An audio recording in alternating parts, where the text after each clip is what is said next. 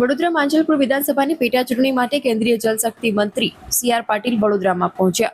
જો ભાજપ ઉમેદવાર માંજલપુરમાં જીતશે અને ભવ્ય જીત હશે તો યોગેશ કાકાને શ્રદ્ધાંજલિ હશે। વડોદરા ભાજપ દ્વારા ઈવા મોલ ખાતે બૃહદ સંગઠન બેઠકનું આયોજન કરવામાં આવ્યું। આયોજનમાં ખાસ ઉપસ્થિતિ જલશક્તિ મંત્રી સી.આર. પાટીલની રહી। યોગેશ કાકાના નિધન બાદ માંજલપુરની બેઠકની પેટા ચૂંટણીની જાહેરાત કરવામાં આવી હતી। જયપ્રકાશ સોની સાહેબ, મહામંત્રી,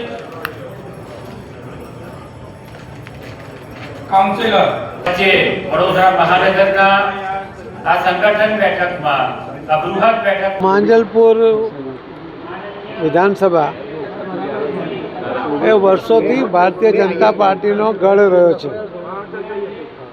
સ્વર્ગસ્થ યોગેશભાઈ પટેલ એમણે એમના જીવનમાં માંજલપુરનું જે રીતે સિંચન કરીને લોકોના કામ કરીને ભારતીય જનતા પાર્ટીના સંગઠનને મજબૂત બનાવીને આ સીટ જીતવા માટેનું અને સહજતાથી જીતવા માટેનું વાતાવરણ યોગેશભાઈના સમયથી જ છે।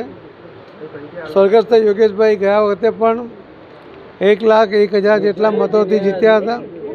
આટલી મોટી લીડ સાથે જીત્યા હતા અને જે કેટલીક સીટો ઉપર કોંગ્રેસની ડિપોઝિટ ગઈ એમાંની એક સીટ આ માંજલપુર પણ હતી। આજે યોગેશભાઈનો સ્વર્ગવાસ થવાને કારણે આ સીટ ખાલી પડી છે, પરંતુ ભારતીય જનતા પાર્ટીના કાર્યકર્તા એમણે જે